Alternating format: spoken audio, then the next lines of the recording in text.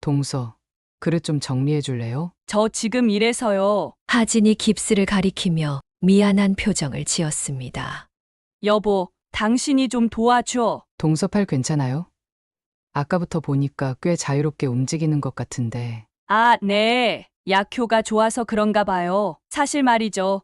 요즘 같은 시대에 명절마다 이렇게 모여서 며느리들만 고생하는 집안이 어디 있어요? 제 친구들은 다 명절 때 해외여행 가거나 호캉스 즐긴다고요. 나는 이런 옛날식 시집살이 하려고 결혼한 게 아니에요. 저희 친구들은 지금쯤 다들 발리나 하와이에서 휴가 즐기고 있을 거예요. 시어머니는 맨날 보기만 하면 일 시키고, 시누이는 꼬투리 잡아서 못 살게 굴고, 제가 뭐 죄진 것도 없는데 왜 남의 집에 와서 일을 해야 하는지 모르겠어요. 여보, 그만해 취했어. 취하긴 내가 무슨 말 틀린 것 있어? 당신도 알잖아. 큰형님만 재산 받게 할까봐 억지로 온 거잖아. 사연을 듣고 난 후 각자의 의견을 댓글로 남겨주시기 바랍니다. 사소한 댓글이라도 사연자분에게 큰 힘이 될 수 있습니다. 각색될 수 있고 사연자분의 입장에서 구성될 수 있습니다. 명절과 제사 같은 가족 행사는 고부선 여사님에게도 30년이 넘는 세월 동안 참으로 버거운 시간이었습니다. 대학병원 약국에서 근무하면서도 빠짐없이 명절 음식을 준비하고 시어머니를 모셨던 그녀는 이제 자신이 시어머니가 되고 나서야 돌아가신 시어머니의 마음을 조금씩 이해하게 되었습니다. 어느 저녁 고부선 여사님은 혼자 앉아 옛 사진첩을 들여다보며 생각에 잠겼습니다. 젊은 시절 시어머니와 찍은 사진 한 장을 보며 그녀는 깊은 한숨을 내쉬었습니다. 가족들이 모여서 밥 먹고 웃고 떠드는 그 시간이 어머님에겐 유일한 낙이었겠지. 그녀는 문득 자신의 시어머니가 며느리를 부리고 명령하던 모습이 어쩌면 그분의 존재감을 확인받는 유일한 방법이었을지도 모른다는 생각이 들었습니다. 물론 그렇다고 해서 그녀가 겪었던 시집살이의 고통이 정당화되는 건 아니었습니다. 하지만 늙어가는 부모의 외로움을 조금은 이해할 수 있게 되었습니다. 같은 동네에 사는 친구 영숙이 놀러 왔을 때 고부선 여사님은 자신의 생각을 털어놓았습니다. 영수가 내가 미쳤지? 어머님 생각하면 지금도 속에서 열불이 나는데 요즘 들어 왜 그분 마음이 조금씩 이해가 가는지 모르겠어. 영숙은 따뜻한 차를 한 모금 마시고 미소를 지었습니다. 그게 사람 마음이지 나이 들수록 과거가 다르게 보이는 법이야. 시어머니도 그냥 외로웠던 거야, 아들. 며느리, 손주들 다 모이니까. 그게 얼마나 좋았겠어. 고부선 여사님은 고개를 끄덕였습니다. 남편이 갑작스럽게 세상을 떠난 후 그녀도 가족들이 모이는 날을 손꼽아 기다리게 되었으니까요. 그런데도 그녀는 자신만은 절대로 시어머니처럼 되지 않겠다고 굳게 다짐했었습니다. 며느리들에게 고생시키지 않겠다는 약속, 그녀가 지켜온 30년 전에 그 다짐은 지금도 유효했습니다. 나만큼은 절대 그런 시어머니 안 될 거라고 평생 다짐했는데 어머님 마음이 이해간다니 웃기지? 근데 이해는 가도 나는 절대 그렇게 안 할 거야. 애들한테 그 고생 시키고 싶지 않아. 둘은 젊은 시절부터 함께 시집살이의 고충을 나눠온 오랜 친구였습니다. 그들이 겪었던 시대의 시집살이는 지금 세대와는 비교할 수 없을 정도로 혹독했습니다. 그날 밤 고부선 여사님은 다가오는 명절에 대해 생각하며 잠이 들었습니다. 시어머니의 마음을 이해하게 되었다고 해서 그녀가 겪었던 시집살이에 그 수십 년이 미화되는 건 아니었습니다. 하지만 노년의 외로움과 가족에 대한 그리움은 누구나 같다는 것을 그녀는 이제 조금씩 깨닫고 있었습니다. 시어머니가 돌아가실 때까지 정성껏 모시면서도 수많은 고난을 겪었던 고부선 여사님은 자신의 아들들이 결혼하면 꼭 다른 종류의 시어머니가 되리라 마음속으로 굳게 맹세했습니다. 그녀는 잠들기 전 매일 같은 다짐을 반복했습니다. 내가 며느리가 된다면 어떤 기분일까? 내 마음이 상처받았던 그 순간들을 절대 만들지 말자. 시어머니가 세상을 떠난 후 고부선 여사님은 부동산과 예금 등 모든 재산 문제를 깨끗이 처리했습니다. 또한 전통적인 제사와 차례도 과감히 생략하고 단지 가족들이 모여 한 끼 식사하고 담소를 나누는 정도로 명절 풍경을 간소화했습니다. 중식당 셰프로 일하던 남편 김기철 씨도 이런 변화를 적극 지지했습니다. 어느 추석날 기철 씨는 집에 모인 아들들에게 이야기했습니다. 우리 집은 앞으로 제사 같은 거 없어. 명절에 모여서 밥 한 끼 먹고 이야기 나누고 그게 끝이야. 어머니가 고생했던 것처럼 너희 각자 집에서 밤새 음식 준비하고 그럴 필요 없어. 큰아들 기태가 물었습니다. 그럼 아예 안 모이는 건 어때요? 다들 바쁘잖아요. 그러자 남편의 눈빛이 날카로워졌습니다. 그건 안 돼. 가족이 1년에 몇 번이라도 얼굴 봐야지. 연락도 안 하고 만나지도 않는다면 그건 가족이 아니라 남이야. 고부선 여사님은 남편의 강한 어조에 놀랐지만 그의 말에 일리가 있다고 생각했습니다. 가족은 서로의 존재를 확인하는 것에서 시작하니까요. 아버지 말씀이 맞아. 우리가 바빠서 힘들어서 핑계대고 안 보면 언젠가는 서로 어색해질 거야. 남편은 더 구체적인 제안을 했습니다. 앞으로 명절마다 꼭 모이자. 내가 특별히 말해두는데 가족 행사에 성실하게 참여하는 사람한테만 나중에 재산 물려줄 거니까 명심해. 그 말을 듣자 아들들의 눈빛이 달라졌습니다. 물론 부모님께 효도하고 싶은 마음도 있었지만 솔직히 재산 상속이라는 현실적인 문제도 무시할 수 없었습니다. 남편이 세상을 떠난 후에도 고부선 여사님은 그의 뜻을 이어갔습니다. 그녀는 명절마다 아들 가족들이 모이는 자리를 마련했고 최대한 편안한 분위기를 만들려고 노력했습니다. 큰 며느리와 작은 며느리가 고생하지 않도록 음식 대부분을 미리 준비해 두었습니다. 어느 날 친구 영숙이 물었습니다. 부선아, 너네는 요즘 젊은 사람들처럼 명절에 해외여행 같은 거 안 가? 고부선 여사님은 쓴웃음을 지었습니다. 가고는 싶지. 하지만 우리 남편이 살아있을 때 한 약속이 있어서 아이들이 얼굴 보러 와야 한다고 했거든. 제사는 안 지내도 가족끼리 만남은 꼭 가져야 한다고. 영숙이 고개를 끄덕였습니다.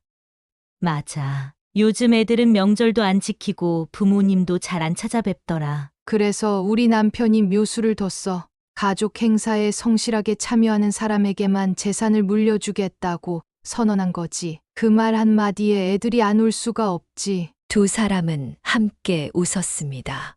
재산 이야기가 나오자 누구도 명절에 빠지겠다는 말을 꺼내지 못했던 것입니다. 고부선 여사님은 그것이 현실적인 방법이라고 생각했습니다. 비록 진심 어린 효도는 아닐지라도 가족이 함께 모이는 시간만큼은 지켜내고 싶었으니까요. 고부선 여사님은 가족의 화합을 위해 명절 문화에 혁신적인 변화를 가져왔습니다. 그녀의 집에서는 이제 가족들이 모이되 과거처럼 며느리들이 새벽부터 일어나 전을 부치고 갖가지 나물을 준비하는 풍경은 찾아볼 수 없었습니다. 대신 그녀가 직접 음식을 미리 준비해두는 방식으로 변화했습니다. 설날 전날 고부선 여사님의 부엌은 음식 준비로 분주했습니다. 육개장은 끓여 식혀두고 잡채도 미리 만들어 냉장고에 넣어두었습니다. 이미 몇 가지 나물도 준비해 두었고 전도 부쳐서 냉동실에 넣어두었습니다. 친구 영숙이 전화로 물었습니다. 부선아, 내일 애들 다 오지? 준비는 다 됐어? 응. 거의 다 했어. 며느리들 고생시키지 않으려고 내가 미리 준비해뒀어. 아이고, 넌 참 좋은 시어머니다. 그렇게 해주면 며느리들이 얼마나 좋아하겠어. 고부선 여사님은 웃음을 지었습니다. 좋아할지 어떨지는 모르겠지만 내가 겪었던 고생은 시키고 싶지 않아서 그래. 다음 날 아침 가장 먼저 도착한 것은 첫째 아들 기태와 그의 아내 민지였습니다. 민지는 항상 부지런해서 명절 아침 일찍 도착했습니다. 어머님, 저희 왔어요. 많이 기다리셨죠? 민지는 양손에 선물 봉투와 과일 바구니를 들고 현관에 들어섰습니다.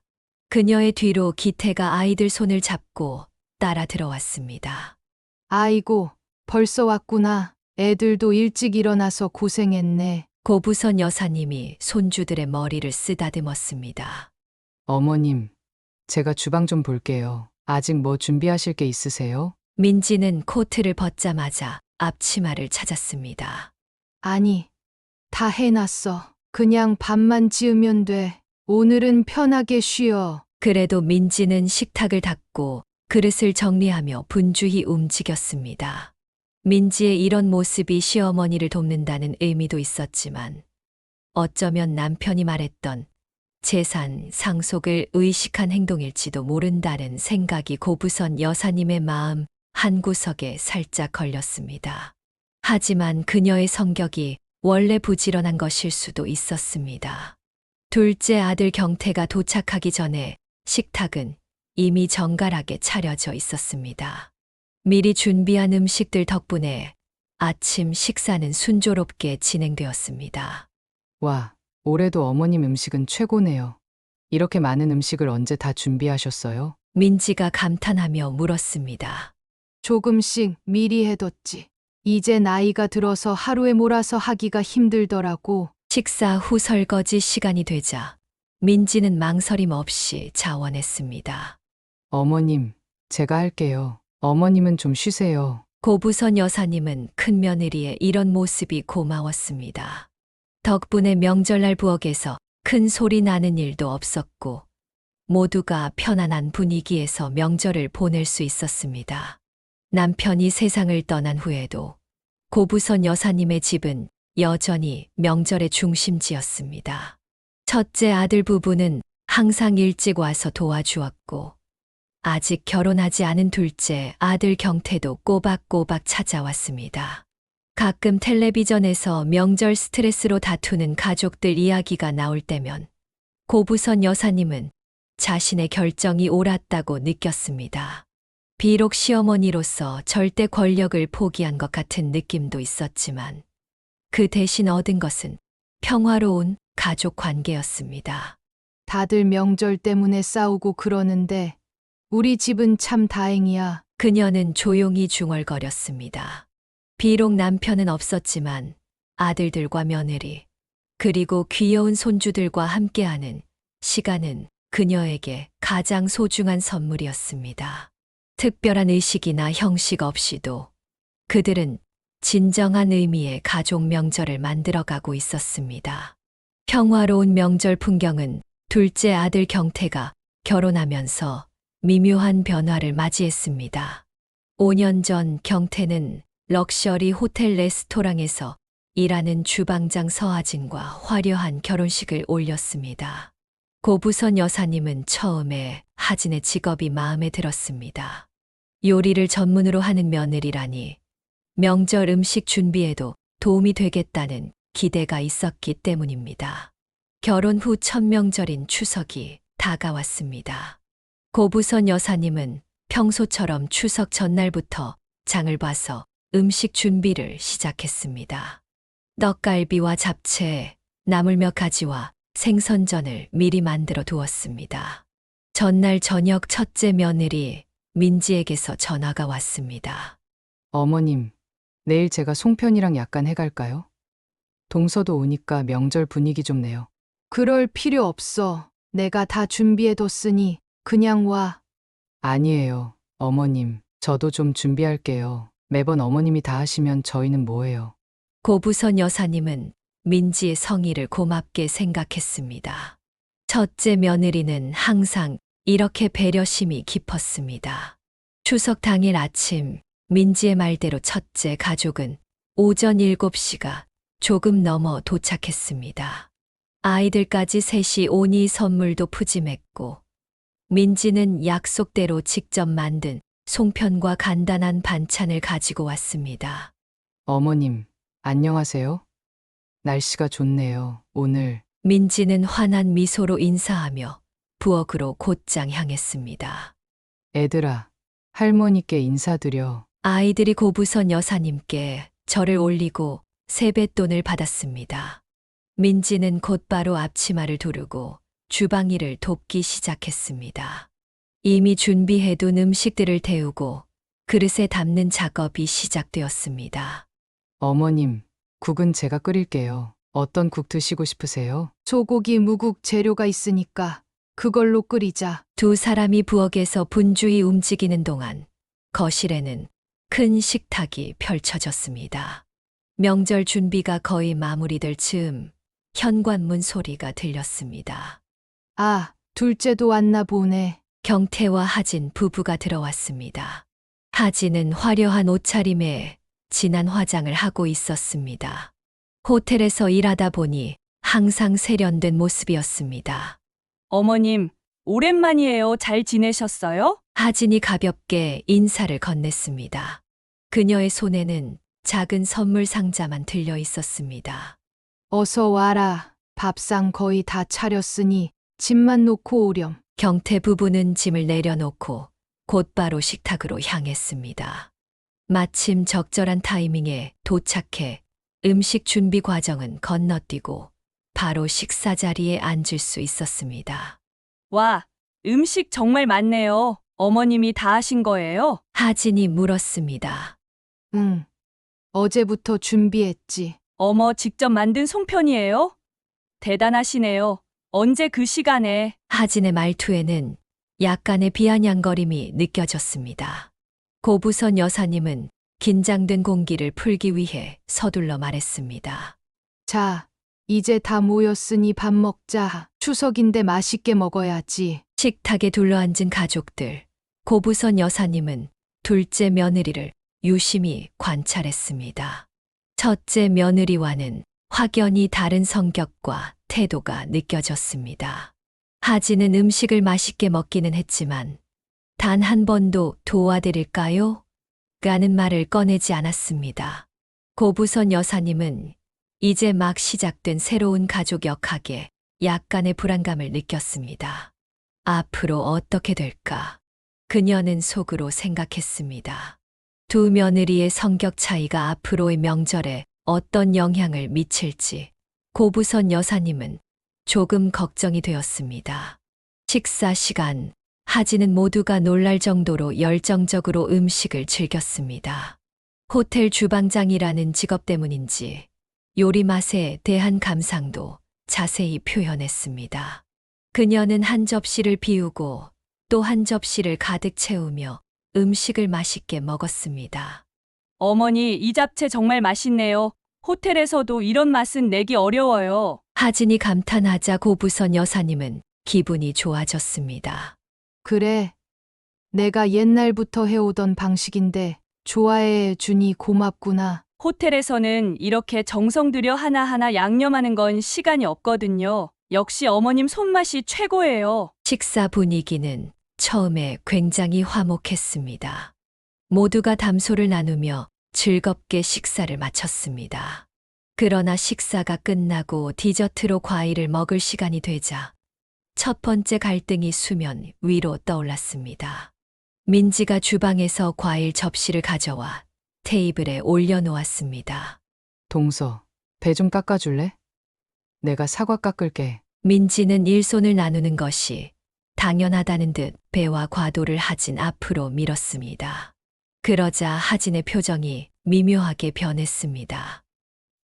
아, 저는 과일 깎는 거 잘 못하는데요. 손 베이기 쉬워서. 하진은 어색한 미소를 지으며 과일 접시를 자신에게서 멀리 밀었습니다.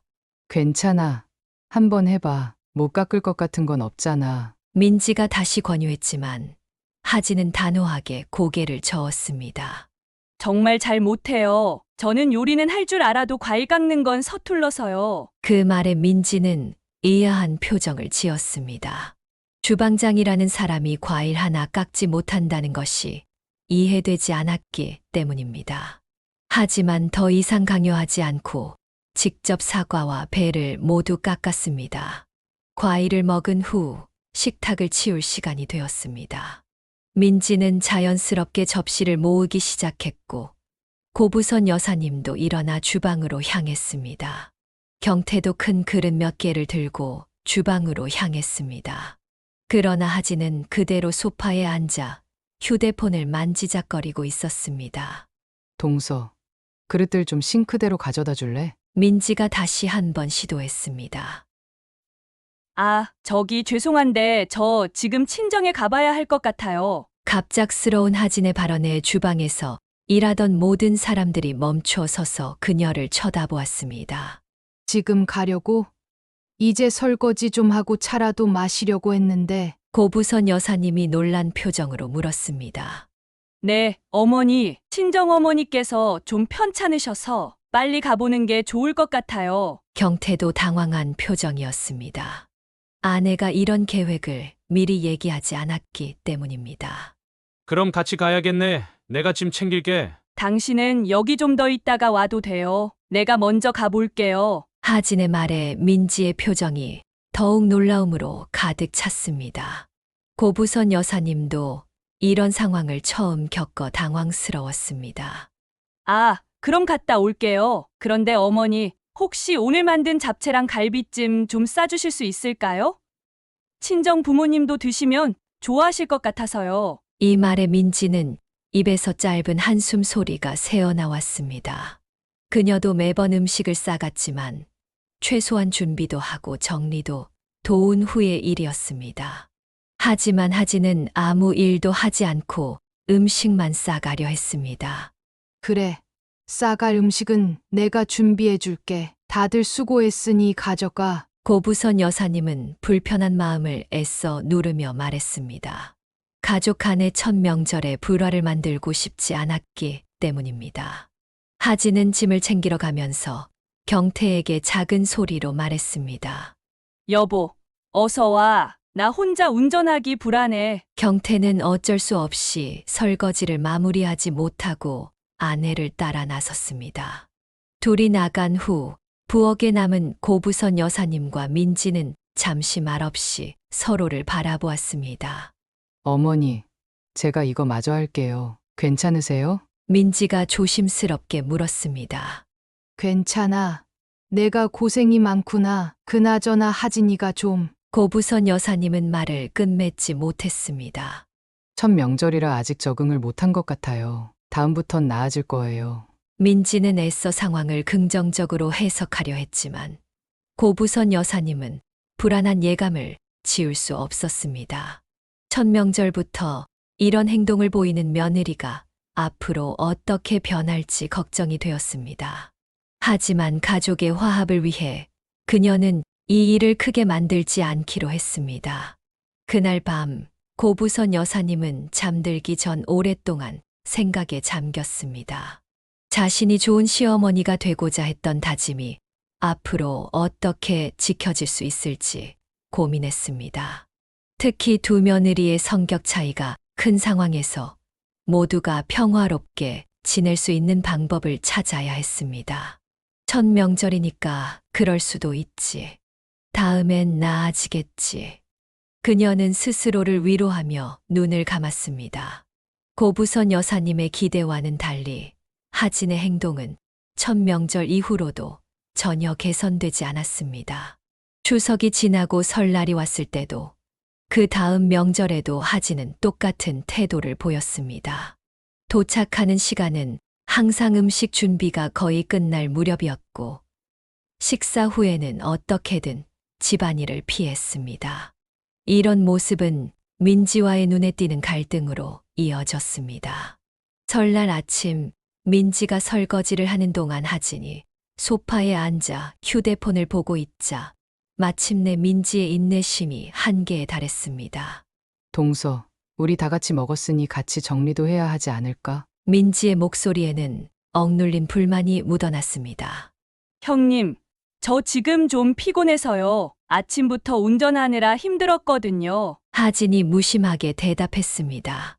우리도 아침 일찍부터 준비했는데, 그리고 동서는 운전도 안 했잖아. 민지의 말에 하진의 표정이 굳어졌습니다. 눈치를 본 경태가 급히 끼어들었습니다. 내가 할게. 내가 할게. 그냥 두자고. 그는 서둘러 주방으로 갔고 불편한 공기만 거실에 남았습니다. 고부선 여사님은 며느리들 사이의 갈등을 지켜보며 한숨을 내쉬었습니다. 몇 달 후 하진이 임신 소식을 알렸습니다. 모두가 기뻐했지만 이 소식은 명절 모임의 역학을 더욱 복잡하게 만들었습니다. 임신 초기라는 이유로 하진은 더욱 적극적으로 모든 집안일에서 빠졌습니다. 추석 준비 중 하진은 소파에 편안히 누워 TV를 보고 있었습니다. 하진아, 혹시 이거 좀 데워줄 수 있니? 내가 지금 다른 반찬 만들고 있어서. 고부선 여사님이 부탁했습니다. 어머니, 제가 지금 입덧이 심해서 음식 냄새만 맡아도 토할 것 같아요. 하진은 얼굴을 찡그리며 대답했습니다. 하지만 그녀의 식탁에서의 모습은 전혀 입덧이 있어 보이지 않았습니다.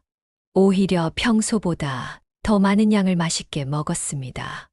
임신 기간이 지나고 하진의 배가 불러오자 그녀는 무거운 배 때문에 움직이기 힘들다며 소파에서 일어나지 않았습니다. 민지와 고부선 여사님이 모든 일을 도맡아 했습니다. 아기가 태어난 후에도 상황은 나아지지 않았습니다. 이번에는 아기가 보채서 아기에게 젖을 먹여야 해서 아기가 잠들어서 일어날 수 없어서 등의 이유가 끊임없이 이어졌습니다. 하지만 정작 식사 시간에는 아기를 경태나 고부선 여사님에게 맡기고 자신은 편안하게 식사를 즐겼습니다. 이런 일이 반복되자 가족 모임의 분위기는 점점 무거워졌습니다. 어느 추석날 경태가 조심스럽게 제안했습니다. 어머니, 다음부터는 외식하는 건 어떨까요? 어머니도 힘드실 텐데 밖에서 먹고 오면 편하잖아요. 그러게요. 요즘은 호텔에서 명절 가족 모임 패키지도 많이 나와요. 하진이 신이 나서 거들었습니다. 아니면 아예 각자 여행 가는 건 어때요? 요즘 트렌드가 그렇더라고요. 경태의 말에 민지의 표정이 변했습니다. 그동안 고생했던 시간들이 무의미해지는 느낌이었기 때문입니다. 잠시 침묵이 흐르다가 고부선 여사님이 말했습니다. 그래. 다들 바쁘니 다음부터는 각자 편한 대로 하자. 굳이 모이지 않아도 돼. 예상외로 민지가 반대했습니다. 아니에요. 어머니, 저는 명절에 가족이 모이는 게 좋아요. 물론 준비하는 게 힘들 때도 있지만, 그래도 다 같이 모여서 음식 나눠 먹고 이야기하는 시간이 귀중하잖아요. 민지의 진심 어린 말에 고부선 여사님은 감동했지만 하진의 표정은 일그러졌습니다. 그러나 놀랍게도 하진도 모이지 말자는 제안에 반대했습니다.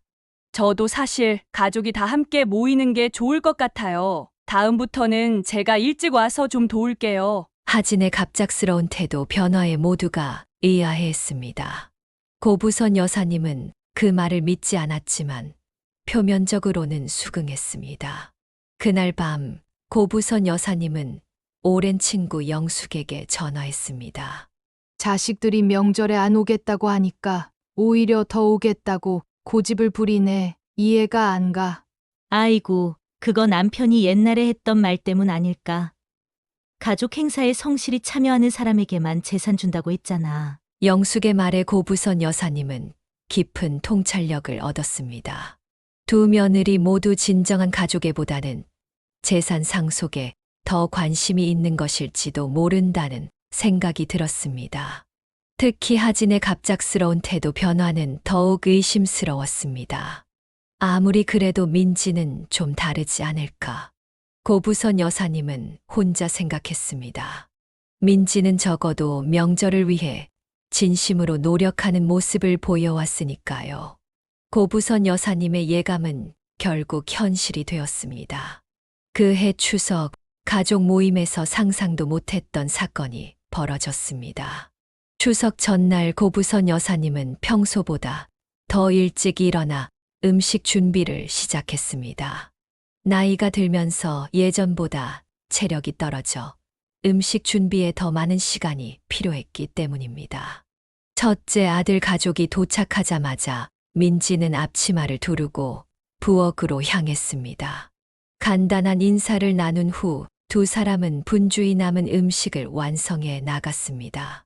상차림이 거의 끝나갈 무렵 현관문 소리가 들렸습니다. 아, 경태네도 왔네. 고부선 여사님이 반갑게 맞이하려 현관으로 향했는데 놀라운 광경을 목격했습니다. 경태의 아내 하진이 왼팔에 커다란 깁스를 하고 들어오는 모습이었습니다. 하진아, 팔이 어떻게 된 거니? 고부선 여사님이 놀라서 물었습니다. 어제 집에서 미끄러져서 넘어졌어요. 골절까진 아니고 금이 갔대요. 하진이 아픈 표정을 지으며 대답했습니다. 경태가 뒤에서 짐을 들고 따라 들어오며 설명했습니다. 어제 저녁에 화장실 바닥이 미끄러워서 넘어졌어요. 병원에서 3주 정도 깁스하라고 했어요. 아이고, 많이 아프겠구나. 그래도 왼손이라 다행이다. 고부선 여사님이 걱정스러운 표정으로 말했습니다. 모두가 식탁에 앉았을 때 하진은 팔을 조심스럽게 감싸 안으며 의자에 앉았습니다. 하지만 이상하게도 음식을 먹는 데는 전혀 지장이 없어 보였습니다. 오른손으로 능숙하게 젓가락을 다루며 갈비찜, 전, 잡채를 맛있게 먹었습니다. 동서, 많이 아프지는 않아요? 불편할 텐데. 민지가 걱정스럽게 물었습니다. 괜찮아요. 진통제 먹어서 지금은 괜찮네요. 그리고 어머니 음식이 너무 맛있어서 아픈 것도 잊었어요. 하진의 대답은 자연스러웠지만 부상당한 사람답지 않게 식욕이 왕성했습니다. 식사가 끝나고 설거지 시간이 되자 하진은 깁스를 핑계로 완전히 빠졌습니다. 동서, 그릇 좀 정리해 줄래요? 민지가 평소처럼 부탁했습니다. 저 지금 이래서요. 하진이 깁스를 가리키며 미안한 표정을 지었습니다. 여보, 당신이 좀 도와줘. 경태는 어쩔 수 없이 아내의 부탁을 들어주었습니다. 저녁이 되고 식구들이 거실에 모여 담소를 나누는 시간, 밥상에 소주가 오르기 시작했습니다. 하진도 몇 잔 마시더니 점점 말이 많아졌습니다. 그런데 이상하게도 술을 따르고 안주를 집을 때 깁스한 팔을 자유롭게 움직였습니다. 동서 팔 괜찮아요? 아까부터 보니까 꽤 자유롭게 움직이는 것 같은데. 민지가 눈치를 채고 물었습니다. 아, 네. 약효가 좋아서 그런가 봐요. 하진이 어색하게 웃으며 말했지만 이미 술 기운이 돌아 말이 꼬이기 시작했습니다. 사실 말이죠. 요즘 같은 시대에 명절마다 이렇게 모여서 며느리들만 고생하는 집안이 어디 있어요? 제 친구들은 다 명절 때 해외여행 가거나 호캉스 즐긴다고요. 하진의 말에 방 안의 공기가 순식간에 얼어붙었습니다. 나는 이런 옛날식 시집살이 하려고 결혼한 게 아니에요. 저희 친구들은 지금쯤 다들 발리나 하와이에서 휴가 즐기고 있을 거예요. 고부선 여사님은 듣고 있기 불편했지만 취한 며느리의 말이라 참고 있었습니다. 그러나 하진은 멈출 기미가 보이지 않았습니다. 시어머니는 맨날 보기만 하면 일 시키고 시누이는 꼬투리 잡아서 못 살게 굴고 제가 뭐 죄진 것도 없는데 왜 남의 집에 와서 일을 해야 하는지 모르겠어요. 결국 경태가 나서서 아내를 말렸습니다. 여보, 그만해 취했어. 취하긴 내가 무슨 말 틀린 것 있어? 당신도 알잖아. 큰형님만 재산 받게 할까 봐. 억지로 온 거잖아. 하진의 폭탄 발언에 모두가 경악했습니다. 고부선 여사님은 충격을 받았지만 더 이상의 불화를 막기 위해 자리를 정리했습니다. 그날 밤 고부선 여사님과 민지는 우연히 같은 시간에 부엌에서 마주쳤습니다. 물을 마시러 나온 두 사람은 조용히 이야기를 나누고 있었습니다. 그때 현관 쪽에서 소리가 들렸고 하진이 물을 마시러 나왔습니다. 놀랍게도 그녀의 팔에는 깁스가 없었습니다. 양손을 자유롭게 사용해 냉장고에서 물병을 꺼내 마시는 모습이었습니다. 팔 괜찮아졌어요? 민지가 놀라서 물었습니다. 하진은 화들짝 놀라며 자신의 팔을 내려다보았습니다. 아, 이게 말을 더듬는 사이 민지는 하진의 방으로 들어가 깁스를 찾아냈습니다. 그것은 탈부착이 가능한 가짜 깁스였습니다. 누구나 쉽게 끼고 뺄 수 있도록 만들어진 가짜 의료기구였습니다. 이게 대체 무슨 짓이에요? 민지가 분노를 억누르며 물었습니다. 하진은 당황한 표정으로 말문이 막혔습니다. 고부선 여사님은 말없이 그 광경을 지켜보았습니다. 충격과 배신감, 그리고 분노가 한꺼번에 밀려왔습니다. 추석 다음 날 아침 고부선 여사님은 평소보다 일찍 일어나 창밖으로 떠오르는 태양을 바라보았습니다. 밤새 잠을 설치며 내린 결단이 있었습니다. 그녀는 자신의 삶에서 이런 결정을 내리기까지 많은 시간과 생각이 필요했지만 가짜 깁스 사건은 모든 것을 확실하게 만들었습니다. 아침 식사 시간, 가족들이 테이블에 모였을 때 고부선 여사님은 평소와 다른 무거운 표정으로 입을 열었습니다. 오늘 모두 짐 챙겨서 돌아가. 갑작스러운 선언에 모두가 놀랐습니다. 특히 경태와 하진은 어젯밤 일로 어색한 분위기 속에서 당황한 기색이 역력했습니다. 어머니, 저희가 하루 더 있다가 가려고 했는데요. 경태가 조심스럽게 말을 꺼냈습니다. 더 있을 필요 없어. 지금 바로 나가주면 좋겠다. 고부선 여사님의 목소리는 평소보다 단호했습니다. 하진은 불편한 표정으로 남편을 쳐다보았습니다. 어머니, 어젯밤 일은 정말 죄송해요. 제가 술에 취해서 실수한 거예요. 하진이 미안한 표정을 지으며 변명했지만 고부선 여사님의 결심은 확고했습니다.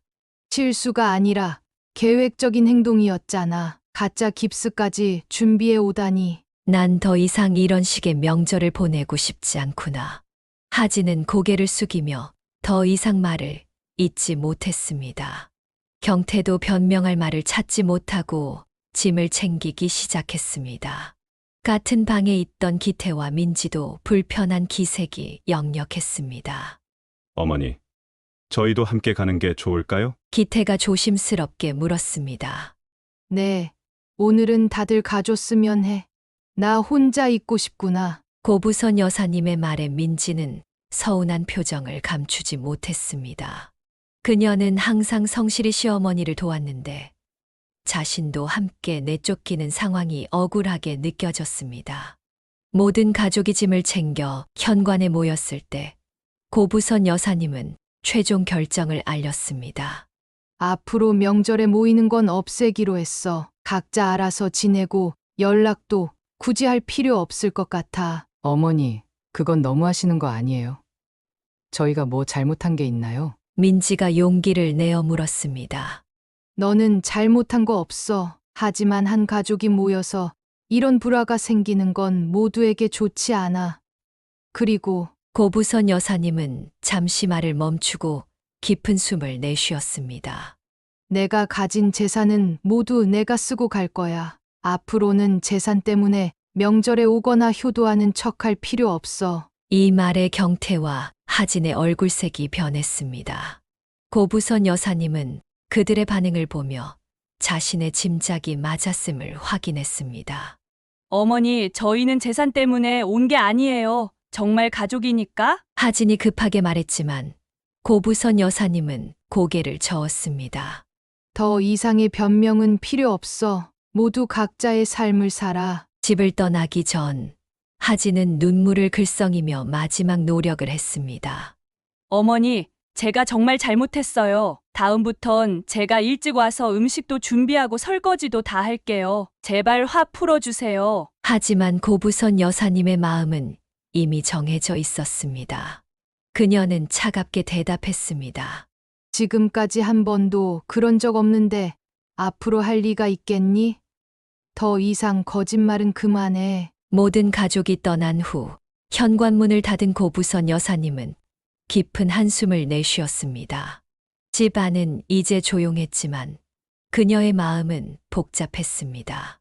그날 오후 그녀는 두 아들에게 각각 문자를 보냈습니다. 앞으로 명절에 모이는 건 없앴으니 각자 알아서 즐겁게 보내. 재산은 내가 다 쓰고 갈 테니 기대하지 마라. 문자를 보내고 난 후 그녀는 자신의 마음 한구석에 자리 잡은 생각을 인정했습니다. 비록 겉으로는 모든 재산을 쓰겠다고 했지만 마음속으로는 진심으로 자신을 생각해주는 자식에게 더 많은 것을 남겨주고 싶었습니다. 며느리라고 다 똑같은 며느리가 아니었고, 첫째 며느리 민지의 진심 어린 노력은 그녀가 잊지 못할 것이었습니다. 저녁 무렵 민지에게서 전화가 왔습니다. 잠시 망설이다 고부선 여사님은 전화를 받았습니다.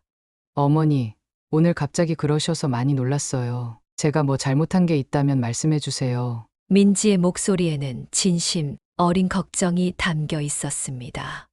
너는 잘못한 거 없어. 다만 가족이 모여서 이런 불화가 생기는 건 모두에게 좋지 않을 것 같아서 그래. 그래도 어머님, 저희까지 같이 내쫓으시면 너무 서운해요. 저는 항상 최선을 다했는데 민지의 목소리가 떨렸습니다. 고부선 여사님은 마음이 아팠지만 지금은 모두에게 거리를 두는 것이 필요하다고 생각했습니다. 민지야, 내 마음은 안다. 내가 진심으로 나를 대해준 건 알아. 지금은 조금 시간이 필요해서 그래. 나중에 마음이 정리되면 따로 연락할게. 이 말에 민지는 조금 안심하는 듯 했습니다. 고부선 여사님은 마지막으로 덧붙였습니다.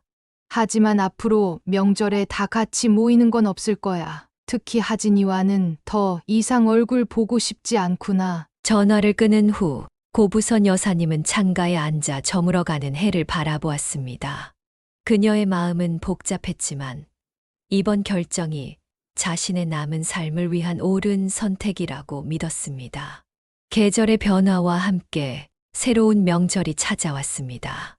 고부선 여사님의 집에는 이번엔 아무도 오지 않았습니다. 평생 처음으로 그녀는 혼자서 명절을 맞이했습니다. 명절 전날 평소처럼 무의식적으로 장을 보러 갔다가 문득 깨달았습니다. 이번엔 가족들이 오지 않을 것이니 많은 음식을 준비할 필요가 없었습니다. 슈퍼마켓 카트를 밀며 고부선 여사님은 잠시 서서 생각에 잠겼습니다. 그동안 얼마나 많은 식재료를 사고 얼마나 많은 시간을 부엌에 서서 보냈던가요? 흰 떡을 보며 그녀는 지금까지의 명절 준비를 떠올렸습니다. 새벽부터 일어나 음식을 하고 상을 차리고 설거지하고 정리하는 일들.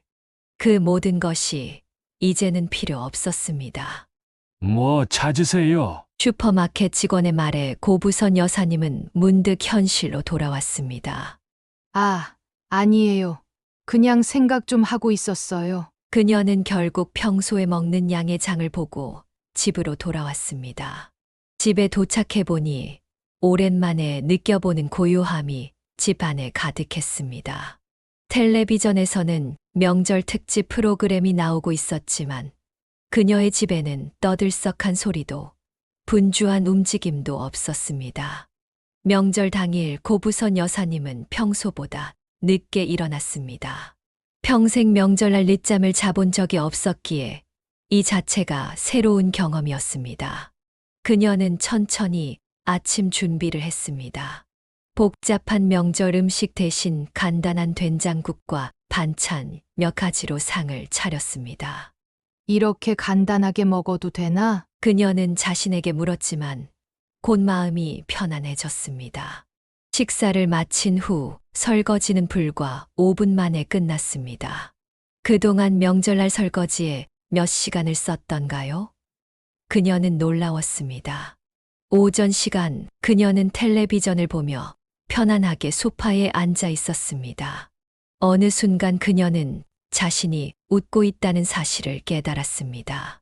지금까지의 명절에서는 항상 누군가를 챙기느라, 무언가를 준비하느라 이렇게 편하게 앉아 있을 시간이 없었습니다.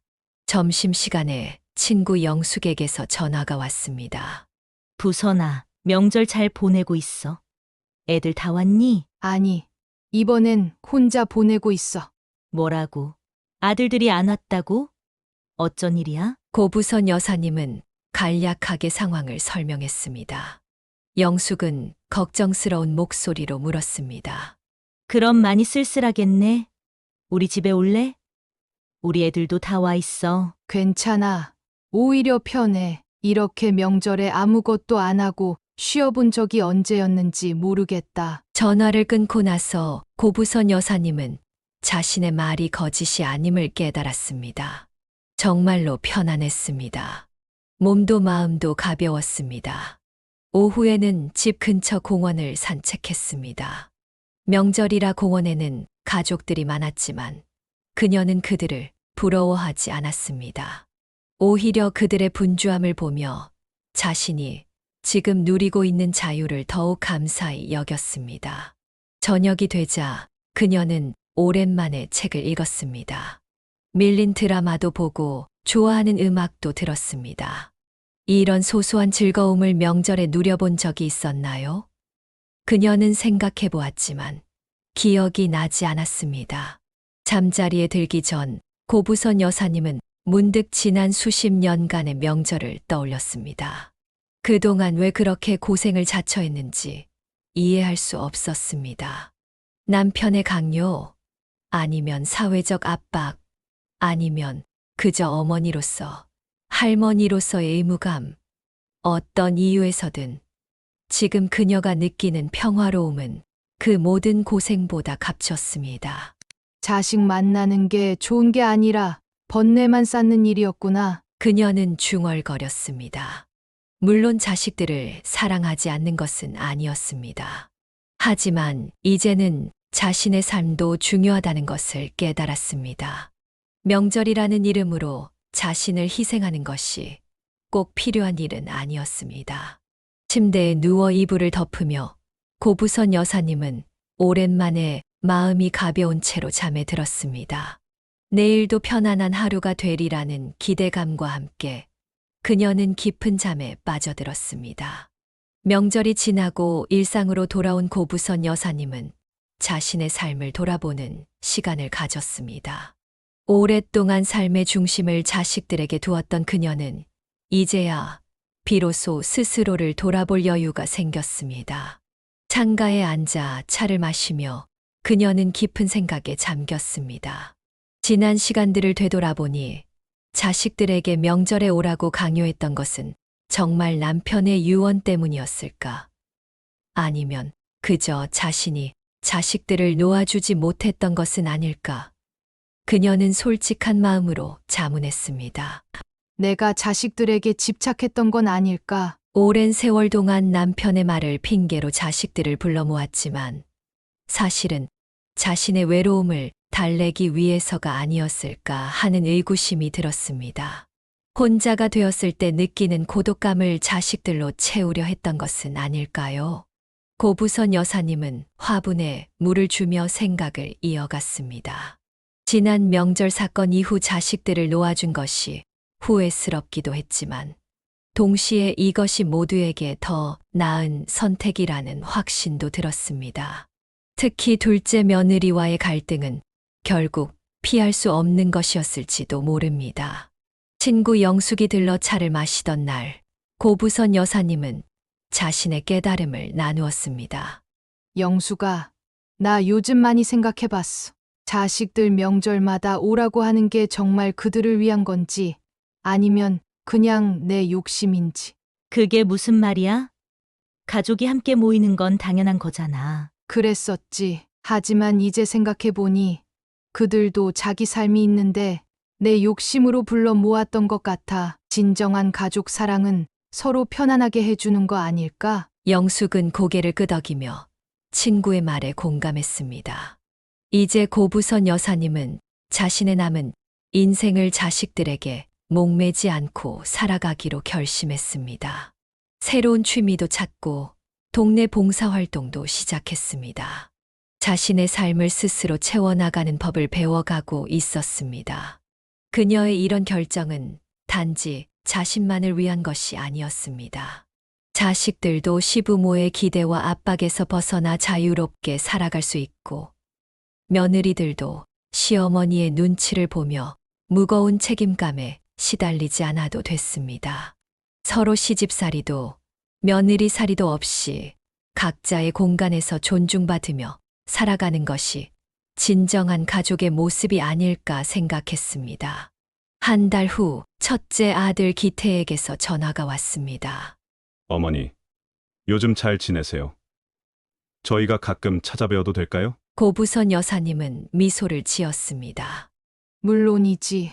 언제든 와도 좋아. 하지만 의무감으로 오는 건 아니었으면 해. 정말 보고 싶을 때 와. 그녀의 목소리에는 이전에 없던 편안함이 묻어났습니다. 어머니, 명절 때 안 오니까 많이 섭섭하시죠? 처음엔 그랬지. 하지만 이렇게 사는 것도 나쁘지 않더라. 너희도 편하고, 나도 편하고, 서로 부담 없이 만날 수 있으니까. 전화를 끊고 나서 고부선 여사님은 창밖을 바라보았습니다. 봄이 오고 있었고 새싹들이 돋아나기 시작했습니다. 그녀의 인생에도 새로운 계절이 찾아온 것 같았습니다. 자식들을 놓아주고 자신의 삶을 찾아가는 이 여정이 때로는 외롭지만 그것 또한 인생의 일부임을 받아들였습니다. 이제 그녀는 진정으로 이해했습니다. 가족을 사랑한다는 것은 꼭 함께 있는 것만을 의미하지 않는다는 것을. 서로의 공간과 삶을 존중하며 진심으로 만날 때 그 시간이 더 의미 있고 소중하다는 것을. 고부선 여사님은 이렇게 새로운 가족의 형태를 만들어가기 시작했습니다. 두 번째 사연입니다. 유영아는 30대 중후반의 평범한 여성이었습니다. 서울 외곽 중소도시에서 태어나 자란 그녀는 어린 시절 아버지를 일찍 여의게 되었고 홀어머니와 동생과 함께 살았습니다. 회색빛 아파트 단지 사이에서 그녀의 가족은 서로를 의지하며 살아가야 했습니다. 영아야, 오늘도 늦게까지 공부하니? 너무 무리하지 마. 어머니가 따뜻한 보리차를 들고 방문을 열었을 때 유영아는 책상에 엎드려 공부하고 있었습니다. 괜찮아요. 엄마 이번에 장학금 놓치면 다음 학기 등록금 마련하기 힘들잖아요. 그녀는 경제적으로 넉넉지 않은 환경 속에서도 항상 웃음을 잃지 않았습니다. 대학 시절부터 장학금을 받기 위해 밤새 공부했고 주말에는 아르바이트까지 병행했습니다.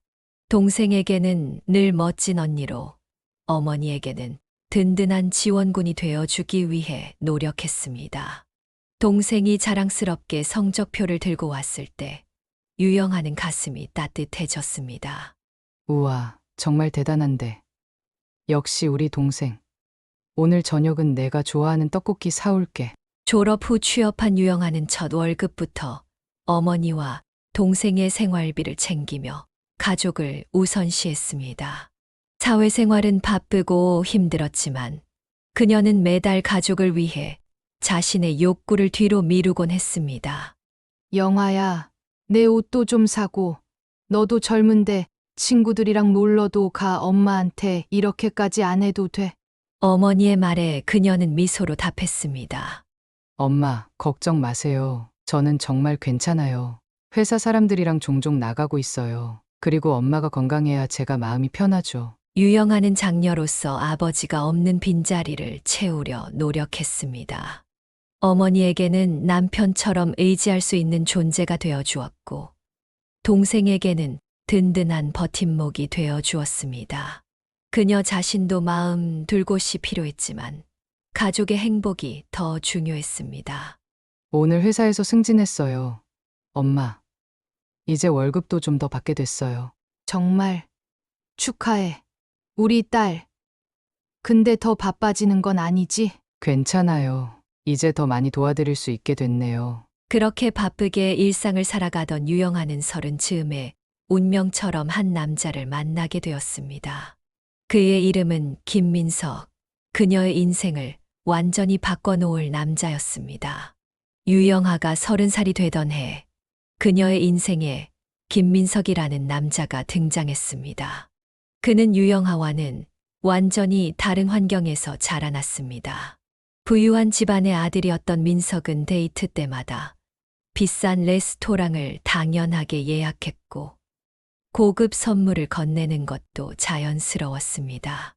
돈에 대한 압박이 없는 그의 태도는 항상 가족의 생계를 걱정해야 했던 유영아에게 신선한 충격이었습니다.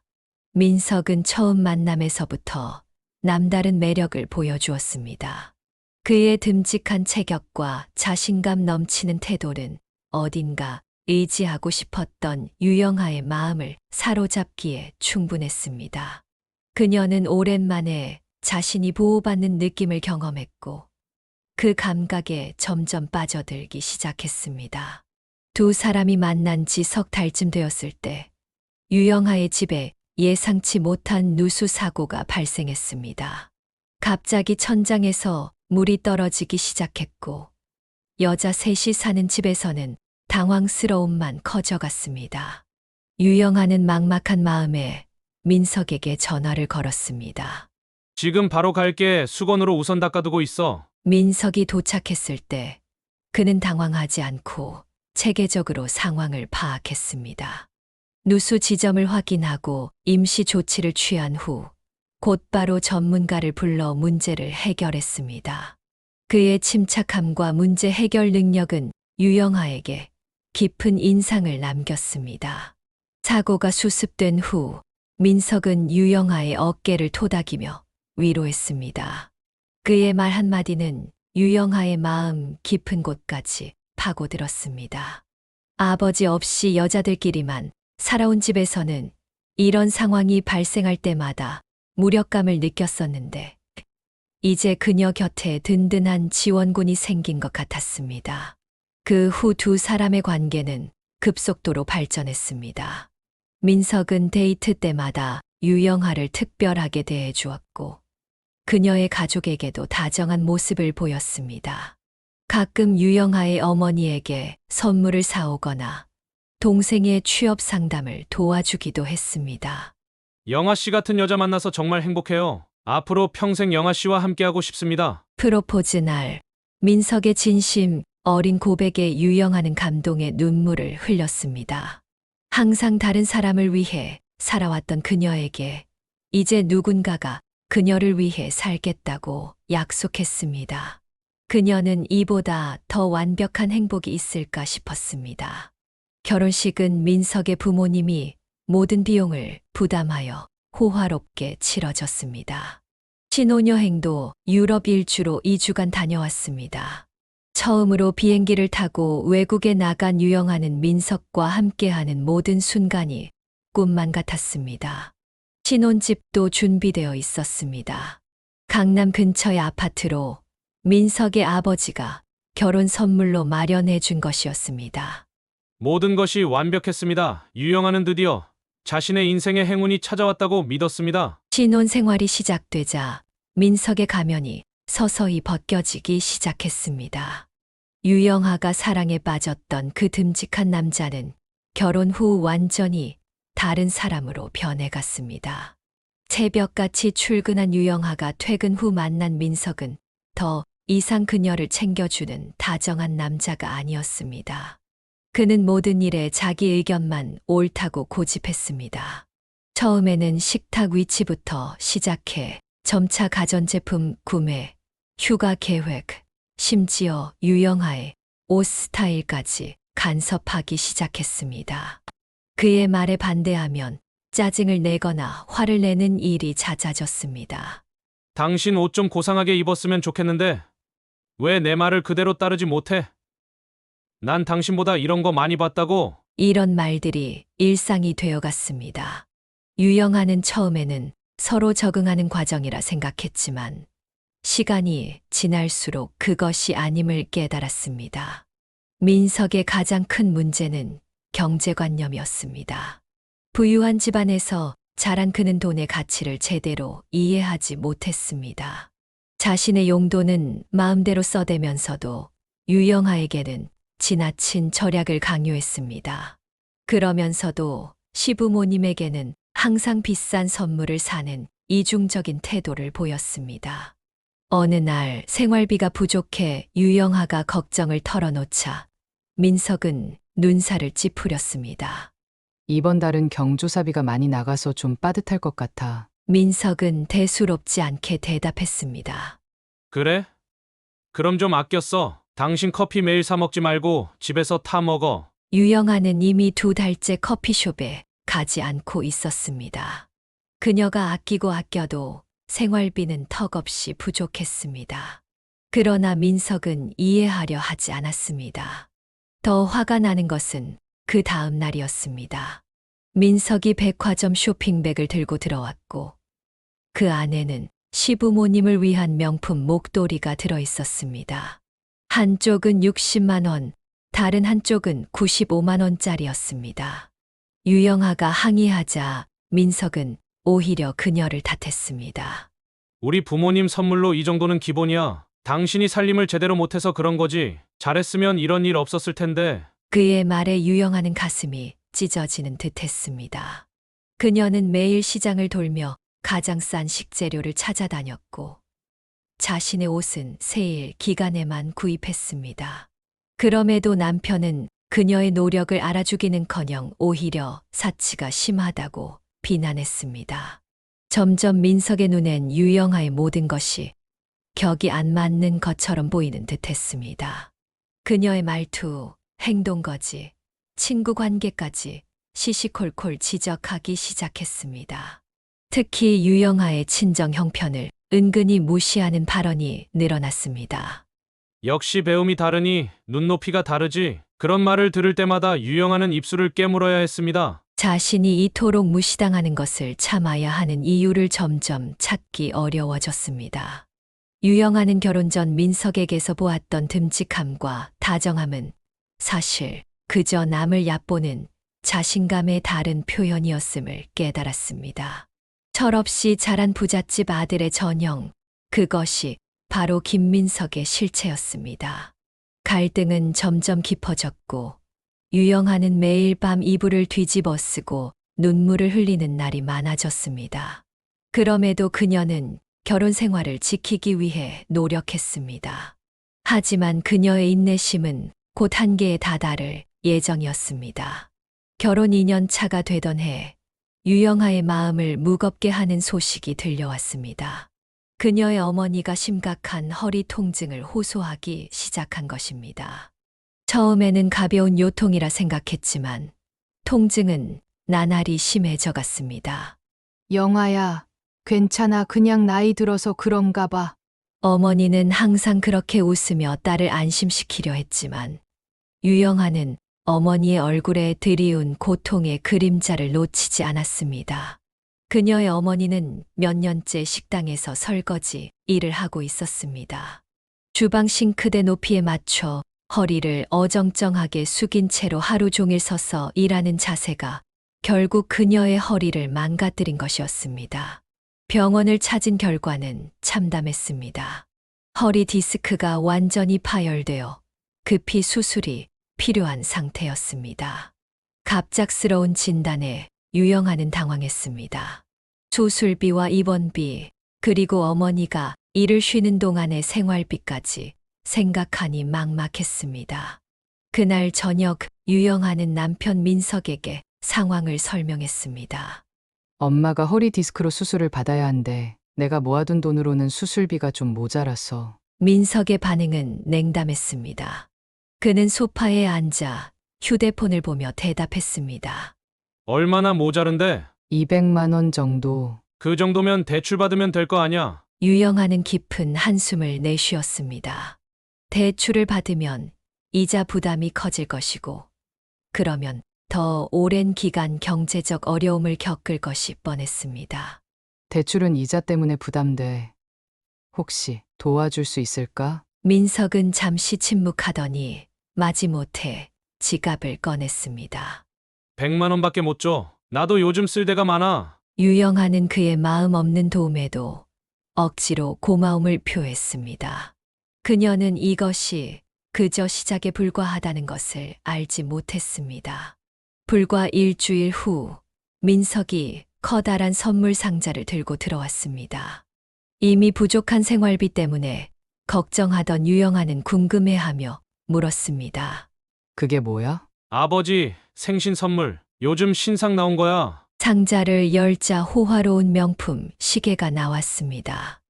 유영아는 시계의 가격표를 보고 숨이 멎는 것 같았습니다. 1,300만 원.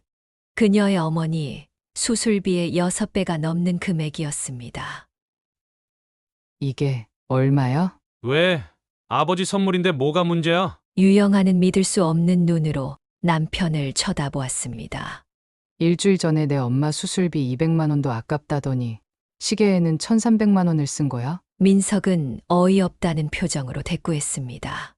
이건 다른 문제지. 우리 부모님 선물은 이 정도가 기본이야. 내가 이런 걸 이해 못하니까 문제인 거지. 유영아의 가슴에 분노가 치밀어 올랐습니다.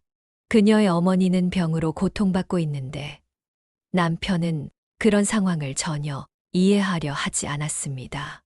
오히려 그녀를 무시하며 자신의 행동을 정당화했습니다. 내 엄마는 아픈 사람이야. 그런데 어떻게 그렇게 냉정할 수 있어? 냉정한 게 아니라 현실적인 거야. 각자 집안 형편에 맞게 사는 거지. 당신네 집이랑 우리 집이랑 같을 수는 없잖아. 그 말에 유영아는 가슴이 찢어지는 듯한 고통을 느꼈습니다. 민석의 말은 그저 경제적 차이를 언급하는 것을 넘어 그녀와 그녀의 가족 전체를 격이 낮은 존재로 취급하는 것이었습니다. 결국 유영아는 대출을 받아 어머니의 수술비를 마련했습니다. 수술은 다행히 성공적이었지만 유영아의 마음속에는 깊은 상처가 남았습니다. 남편이 보여준 냉정함과 이기심은 그녀가 생각했던 결혼 생활과는 너무나 달랐습니다. 민석과 결혼하고 몇 달이 지나면서 유영아는 시댁의 독특한 가족 역학에 점점 더 깊이 노출되었습니다. 시부모님 사이의 긴장감은 가족 모임에서 항상 느껴지는 불편한 공기였습니다. 정태훈 시아버지와 이미경 시어머니는 겉으로는 부부였지만 실제로는 마치 권력자와 복종자의 관계에 가까웠습니다. 처음 시댁 방문해서 유영아는 시아버지의 강압적인 성격을 알아차렸습니다. 그는 모든 대화를 지배했고 다른 사람의 의견은 거의 묵살했습니다. 특히 시어머니에 대한 그의 태도는 충격적이었습니다. 사소한 일에도 목소리를 높이며 화를 내고 때로는 손님들 앞에서도 그녀를 무시하는 발언을 서슴지 않았습니다. 한 번은 백화점에서 쇼핑하던 중 시어머니가 유영아에게 옷을 추천해 주다가 시아버지의 분노를 샀습니다. 그는 주변 사람들이 듣는데도 아랑곳하지 않고 소리를 질렀습니다. 당신이 패션에 뭘 안다고 참견이야. 옷 고를 줄도 모르면서. 시어머니는 그 자리에서 얼굴이 하얗게 변했지만 아무 말도 하지 못했습니다. 대신 억지 미소를 지으며 상황을 무마하려 했습니다. 유영아는 그 광경을 지켜보며 가슴이 아팠습니다. 정태훈의 이런 강압적인 태도는 백화점 사건뿐만 아니라 일상에서도 쉽게 관찰할 수 있었습니다. 더 이상한 것은 민석의 태도였습니다. 그는 이런 상황에서 대부분 아버지 편을 들었습니다. 어머니가 무시당하는 상황에서도 침묵하거나 심지어 아버지의 비난에 동조하기까지 했습니다. 유영아가 이에 대해 물었을 때 민석은 어깨를 으쓱했습니다. 아버지는 원래 그래. 나이 들면서 많이 누그러지셨어. 예전엔 더했어. 그의 무심한 태도에 유영아는 경악했습니다. 학대적인 행동을 정상적인 것처럼 받아들이는 민석의 모습은 그가 어떤 환경에서 자랐는지 명확히 보여주었습니다. 그리고 이제 그 패턴이 그들의 결혼 생활에도 드러나고 있었습니다. 시간이 지날수록 유영아는 시어머니와 더 가까워졌습니다. 이미경은 항상 눈치를 보며 살았지만 유영아에게는 따뜻하게 대해 주었습니다. 종종 둘이 있을 때면 과거 이야기를 조금씩 털어놓기도 했습니다. 결혼 초기부터 시아버지의 통제 아래 살았던 그녀의 삶은 유영아에게 경고와도 같았습니다. 그러나 이 관계가 깊어질수록 시아버지의 눈에 든 가시가 되어갔습니다. 처음에는 유영아 앞에서 비교적 자제하던 시아버지의 강압적인 태도가 점점 노골적으로 드러났습니다. 그는 이제 유영아가 있는 자리에서도 시어머니를 함부로 대했습니다. 가족 식사 자리에서 시어머니가 정성스레 준비한 음식에 시아버지는 첫 수저를 뜨자마자 신물이 올라오는 표정을 지었습니다. 이게 뭐야? 짠맛밖에 안 나네. 이걸 어떻게 먹으라고? 식탁은 순간 얼어붙었습니다. 시어머니는 고개를 숙인 채 사과했고, 민석은 여전히 무관심한 표정으로 밥을 먹을 뿐이었습니다. 유영아는 더 이상 참을 수 없어 조심스럽게 말했습니다. 저는 오히려 간이 적당한 것 같아요. 어머님 음식이 항상 맛있잖아요. 그 말에 시아버지는 유영아를 째려보았지만 더 이상의 말은 하지 않았습니다. 그날 이후로 유영아는 시어머니와 더 가까워졌지만 동시에 시아버지와의 관계는 더 서늘해졌습니다. 이런 복잡한 가족 역학 속에서 유영아는 자신의 위치를 찾기 위해 고군분투했습니다. 한쪽으로는 시어머니를 돕고 싶었지만 다른 한쪽으로는 자신의 결혼 생활마저 위태로워지는 것을 두려워했습니다. 상황이 점점 악화되던 찰나의 유영아에게 또 다른 큰 시련이 닥쳤습니다. 어느 날 그녀의 어머니로부터 울음 섞인 전화가 왔습니다. 처음에는 무슨 일인지 알아듣기 힘들 정도로 어머니의 목소리가 떨리고 있었습니다. 겨우 상황을 파악한 유영아는 즉시 친정으로 달려갔습니다. 이야기인즉 그녀의 어머니가 전세 사기의 피해자가 되었다는 것이었습니다. 그동안 모아온 전 재산을 투자해 새로운 전세집을 계약했는데 알고 보니 그 집은 이미 경매로 넘어간 상태였던 것입니다.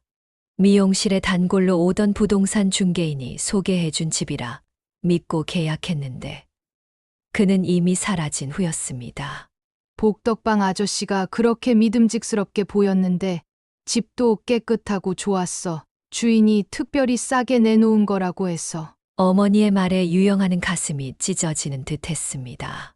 어머니는 평생 모은 돈과 원래 살던 집의 보증금을 합쳐 이번 계약의 모든 것을 투자했습니다. 계약서에는 집주인으로 추정되는 이름이 있었고 중개인이 공증까지 받아주겠다고 해서 의심 없이 진행했던 것입니다. 문제는 계약 후 몇 달이 지나면서 발생했습니다. 갑자기 낯선 사람이 찾아와 자신이 진짜 집주인이라며 관리비를 요구했습니다. 당황한 어머니가 이전 계약 내용을 설명하자 그는 경매로 그 집을 합법적으로 취득했으며 중개인은 임대차 계약을 맺을 권한이 없었다고 말했습니다. 어머니는 즉시 경찰에 신고했지만 수사는 지지부진했습니다. 전세 사기 피해자가 급증하는 상황이라 사건 처리가 지연되고 있었고 더 큰 문제는 이미 어머니가 낸 보증금 일부가 다른 피해자들의 몫으로 경매 배당에 포함되어 있다는 사실이었습니다. 결국 재산의 절반 이상을 한순간에 잃게 된 것입니다. 이 충격적인 사건 이후 어머니는 극심한 스트레스를 겪기 시작했습니다. 두통이 심해지고 시야가 흐려진다고 호소하여 병원에 갔더니 급성 폐쇄각 녹내장 진단을 받았습니다. 의사는 스트레스가 주요 원인이며 즉각적인 치료가 필요하다고 말했습니다. 당장 수술할 정도는 아니지만 꾸준한 약물 치료가 필요합니다. 방치하면 실명까지 이어질 수 있어요. 이 소식을 들은 유영아는 눈물을 삼켰습니다. 어머니의 고통을 생각하니 가슴이 미어졌습니다. 그녀는 가능한 한 자주 친정에 들러 어머니를 돌보며 병원에 동행했습니다. 시어머니는 이 상황을 알게 된 후 예상치 못한 반응을 보였습니다. 유영아가 친정 어머니의 상태에 대해 걱정하며 이야기하자 시어머니는 오히려 비난조의 말을 던졌습니다. 세상에, 어떻게 그런 사기에 넘어갈 수 있니?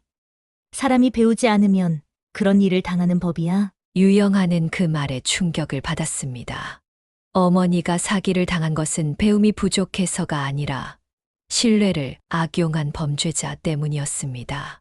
게다가 녹내장은 스트레스로 인한 것인데 마치 어머니의 탓인 양말하는 시어머니의 태도에 깊은 배신감을 느꼈습니다. 어머님, 우리 엄마가 전세 사기를 당하고 싶어서 당한 게 아니에요.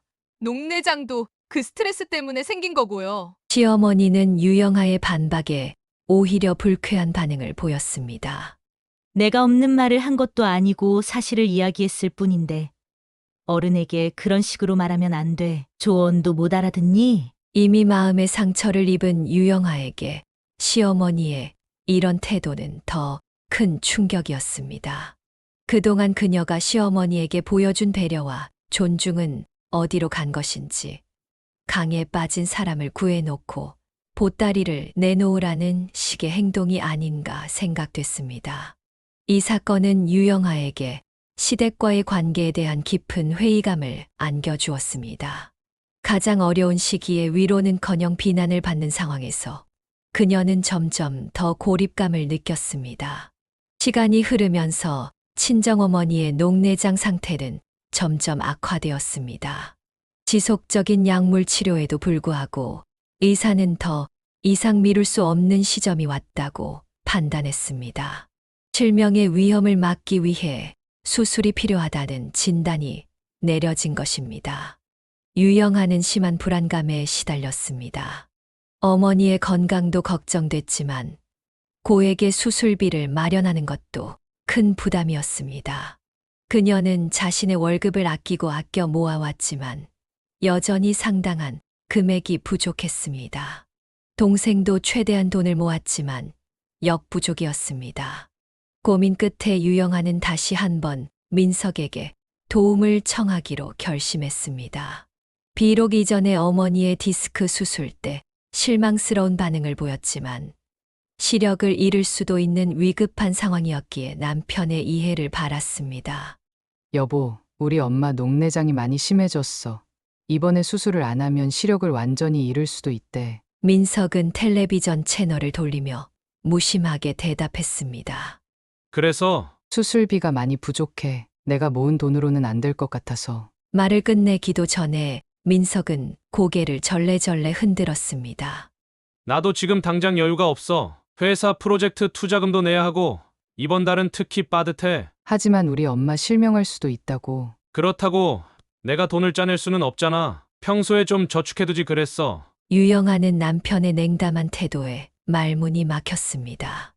그녀는 아무 말 없이 방을 나와 화장실에 들어가 조용히 울었습니다.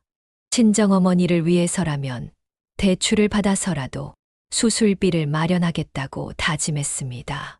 그로부터 일주일 후 예상치 못한 광경이 유영아를 기다리고 있었습니다. 그녀가 퇴근하고 집에 돌아왔을 때 시어머니가 방문해 있었는데 아파트 앞에 반짝이는 새 차가 주차되어 있었습니다. 처음에는 이웃의 차라고 생각했지만 집에 들어가자 시어머니가 자랑스럽게 말했습니다. 영아야, 차 봤니? 민석이가 사줬어. 그 말에 유영아는 얼어붙었습니다. 차 키를 들고 있는 시어머니를 바라보며 믿기지 않는 눈으로 남편을 쳐다보았습니다. 어떤 차인데요?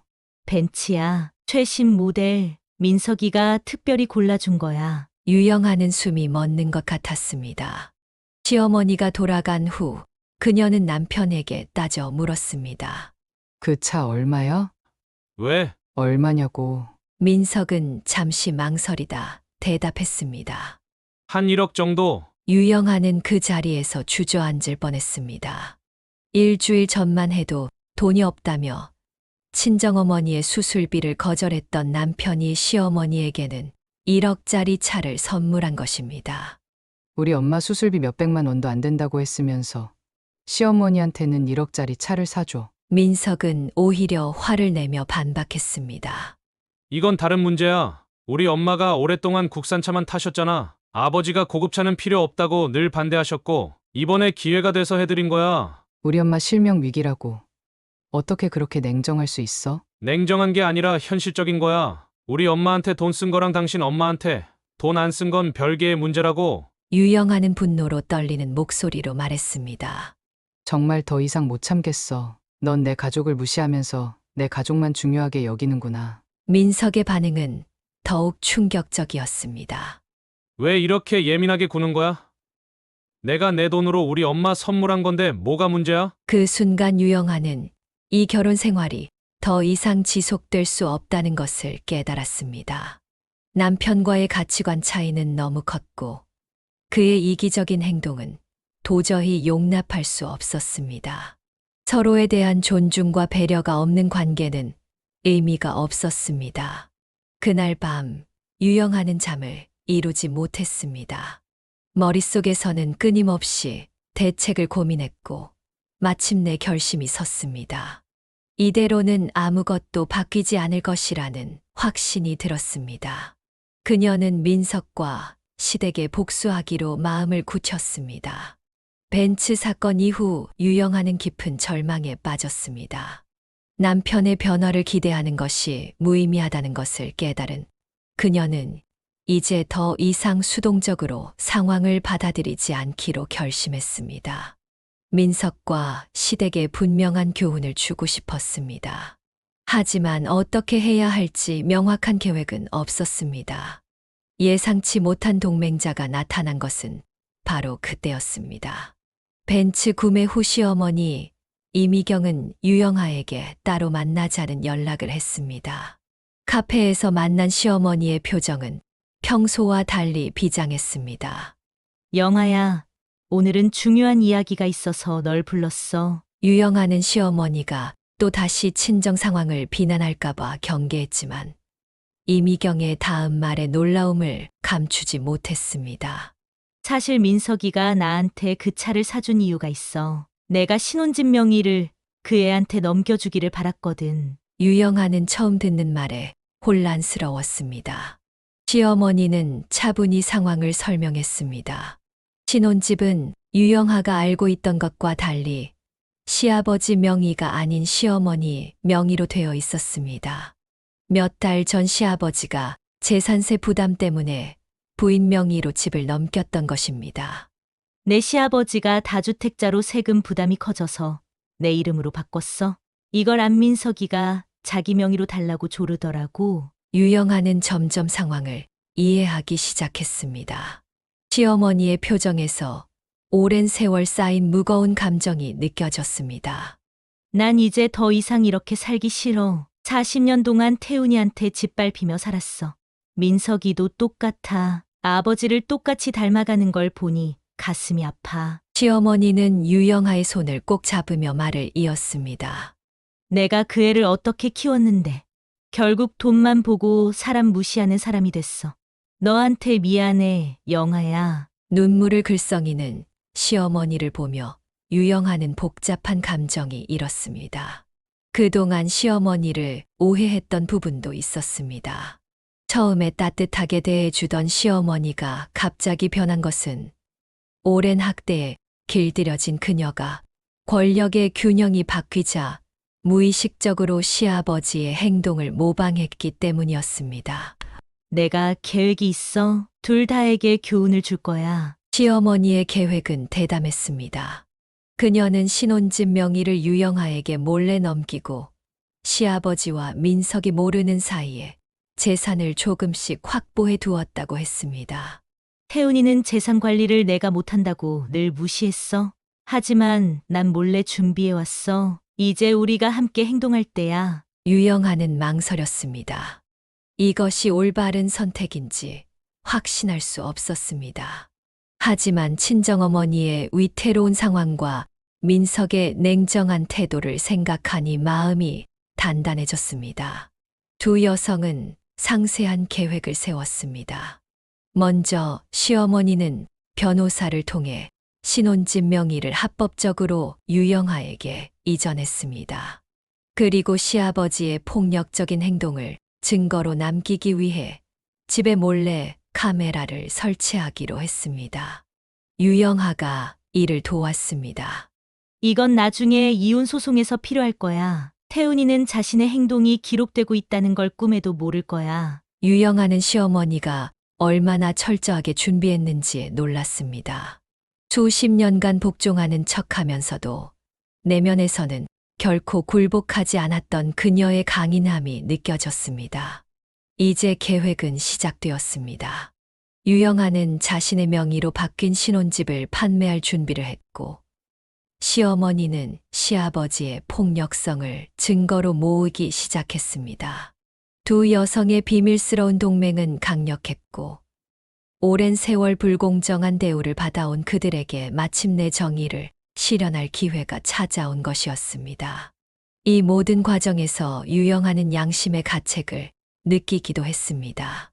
하지만 민석이 친정어머니의 위급한 상황에도 보인 무관심과 이기심을 생각하면 이것이 단순한 복수가 아닌 정당한 대가라고 스스로를 설득했습니다. 계획이 세워지자 유영아는 지체 없이 행동으로 옮겼습니다. 그녀는 부동산 중개소를 찾아가 신혼집을 매물로 내놓았습니다. 시세보다 약 20% 저렴한 가격으로 내놓자 부동산 중개인은 의아한 표정을 지었습니다. 이 가격이면 너무 싸게 내놓는 거 아닌가요? 현재 시세가 훨씬 높은데. 유영아는 단호하게 대답했습니다. 빨리 팔려야 해요. 급전이 필요해서요. 그녀의 예상대로 매물 정보가 올라간 지 하루 만에 문의 전화가 빗발쳤습니다. 여러 잠재 구매자들이 집을 보러 왔고, 그중 젊은 부부가 즉시 계약하겠다며 나섰습니다. 이들은 가격이 워낙 매력적이라 놓치고 싶지 않다며 서둘러 계약금을 준비했습니다. 저희가 오늘 바로 계약금을 입금할 수 있는데 언제 계약하면 될까요? 유영아는 남편이 회사에 있는 오후 시간을 이용해 계약을 진행했습니다. 모든 서류 작업은 신속하게 이루어졌고, 계약금은 즉시 그녀의 계좌로 입금되었습니다. 계약서에 도장을 찍는 순간 유영아는 묘한 해방감을 느꼈습니다. 계약을 마친 후 그녀는 집에 돌아와 민석의 짐을 정리하기 시작했습니다. 옷장에서 그의 옷을 꺼내 여행 가방에 차곡차곡 넣었고, 개인 물품들도 모두 수집했습니다. 완벽하게 정리된 가방들을 집 밖 복도에 나란히 세웠습니다. 이제 끝이야. 그녀는 마지막으로 집안을 둘러보며 중얼거렸습니다. 그동안의 상처와 모욕이 머릿속을 스쳐 지나갔습니다. 이제 더 이상 그런 삶을 살지 않겠다는 결심이 더욱 굳건해졌습니다. 저녁이 되어 민석이 퇴근했을 때 그는 복도에 늘어선 자신의 짐을 보고 경악했습니다. 문을 열고 들어오자마자 그의 얼굴은 분노로 일그러졌습니다. 이게 다 뭐야? 내 짐을 왜 밖에 내놓은 거야? 유영아는 차분하게 대답했습니다. 더 이상 여기서 살 수 없어. 집은 이미 팔렸어. 뭐? 무슨 소리야? 이게 무슨 장난이야? 민석은 자신의 귀를 의심했습니다. 유영아는 테이블 위에 놓인 매매 계약서를 가리켰습니다. 장난 아니야. 계약금도 받았고 한 달 후면 이사해야 해. 민석은 계약서를 집어들었다가 바닥에 내던졌습니다. 당신 미쳤어? 이 집은 내 엄마 명의야. 당신이 마음대로 팔 수 없다고. 유영아는 냉정하게 법적 서류 묶음을 내밀었습니다. 이건 엄마가 내게 집을 넘긴 증서야. 이제 내 명의로 된 집이야. 서류를 훑어본 민석의 얼굴이 백지장처럼 변했습니다. 부동산 등기부등본에는 분명히 유영아의 이름이 적혀 있었습니다. 민석은 말을 더듬었습니다. 이게 어떻게? 우리 엄마가 이럴 리가. 내가 엄마한테 벤츠를 사준 이유가 뭐였는지 말해볼래? 민석은 갑자기 입을 다물었습니다. 그가 어머니에게 벤츠를 사준 것은 신혼집 명의를 자신에게 넘겨받기 위한 일종의 거래였습니다. 하지만 시어머니는 아들 대신 며느리에게 명의를 넘긴 것이었습니다. 엄마가 날 속였어? 유영아는 고개를 저었습니다. 내가 친정 어머니 수술비는 거절하면서 시어머니한테는 1억짜리 차를 사준 게 누구를 속인 거지? 민석은 펄펄 뛰며 소리쳤습니다. 이거 말도 안 돼. 나 경찰에 신고할 거야. 이건 사기라고. 해봐. 모든 서류는 합법적으로 작성됐어. 내 엄마가 자발적으로 나한테 명의를 이전했다고 증언할 거고. 민석의 얼굴에서 핏기가 완전히 사라졌습니다. 그는 급히 전화기를 꺼내 어머니에게 전화를 걸었지만 시어머니는 전화를 받지 않았습니다. 내가 가진 건 이제 아무것도 없어. 돈에만 관심 있고 인간성은 없는 사람이 얼마나 비참해질 수 있는지 느껴봐. 유영아의 차가운 말에 민석은 주저앉고 말았습니다. 그는 갑자기 모든 것을 잃은 사람처럼 보였습니다. 더 이상 당당하게 행동하던 남편의 모습은 온데간데 없었고 부당한 특권을 잃은 당혹감만 남아 있었습니다. 유영아는 마지막으로 짐을 챙기며 이 집에서의 기억을 뒤로 했습니다. 이제 그녀는 새로운 시작을 위한 첫걸음을 내디딜 준비가 되어 있었습니다. 사태가 급박하게 전개된 후 유영아와 민석의 이혼 절차가 시작되었습니다. 민석은 처음에 협의 이혼을 제안했지만 갑자기 마음을 바꿔 변호사를 선임했습니다. 그는 신혼집이 원래 어머니 명의였다는 이유로 재산의 절반은 자신의 몫이라고 주장했습니다. 그 집은 결혼 전부터 우리 집안 재산이었어. 당연히 공동 재산으로 절반은 내 몫이야. 법정에서 민석의 변호사는 강경하게 주장했지만 유영아 측 변호사는 명확한 법적 근거를 들어 반박했습니다. 민법에 따르면 결혼 중에 증여받은 재산은 개인 고유 재산으로 간주됩니다. 피고인 유영아 씨는 시어머니로부터 적법한 절차를 통해 증여받았으므로 이는 분할 대상 재산이 아닙니다. 결국 법원은 유영아의 손을 들어주었습니다. 판사는 민석의 주장을 기각하며 이혼을 승인했고 유영아는 집의 소유권을 온전히 인정받았습니다. 패소 소식을 들은 민석은 너무 늦게 자신의 잘못을 깨달았습니다. 이제라도 우리 다시 시작할 수 없을까? 내가 잘못했어. 앞으로는 달라질게. 하지만 유영아에게 돌아갈 길은 이미 없었습니다. 너무 많은 상처와 배신이 그녀의 마음을 닫아버렸습니다. 한편 시어머니 이미경과 시아버지 정태훈 사이에서도 폭풍이 몰아쳤습니다. 신혼집 명의 이전 사실을 알게 된 정태훈은 이미경에게 격분했고 평소처럼 폭력적인 방식으로 분노를 표출했습니다. 하지만 이번에는 상황이 달랐습니다. 이미경은 미리 설치해 둔 홈캠으로 그의 폭력 행위를 모두 녹화했던 것입니다. 40년 동안 당신에게 당한 모든 학대를 이제 법원에서 밝힐 거예요. 이미경은 확보한 증거를 바탕으로 이혼 소송을 제기했고 녹화된 영상은 결정적인 증거가 되었습니다. 정태훈은 법정에서도 오만한 태도를 보였지만 명백한 증거 앞에서 그의 주장은 힘을 잃었습니다. 법원은 이미경의 손을 들어주었고 오랜 결혼 생활을 고려해 상당한 재산 분할을 인정했습니다. 유영아는 신혼집을 판 돈으로 가장 먼저 친정어머니의 녹내장 수술비를 마련했습니다. 수술은 성공적으로 진행되었고 어머니의 시력은 점차 회복되기 시작했습니다. 엄마, 이제 걱정 안 해도 돼요. 앞으로 더 자주 병원에 데려다 드릴게요. 어머니는 눈물을 글썽이며 딸의 손을 꼭 잡았습니다. 내가 고생이 많았구나. 이제 좀 너 자신을 위해 살렴. 유영아는 남은 돈으로 작은 아파트를 구입해 어머니와 동생과 함께 살게 되었습니다. 과거의 상처는 아프지만 세 사람은 서로를 의지하며 새로운 일상을 꾸려나갔습니다. 유영아는 이제 더 이상 남편의 그림자에 가려 살지 않아도 되었고 자신의 삶을 스스로 결정할 수 있게 되었습니다. 전 시어머니 이미경은 재산 분할로 받은 돈으로 고향인 전라도 시골의 작은 무화과 농장을 차렸습니다.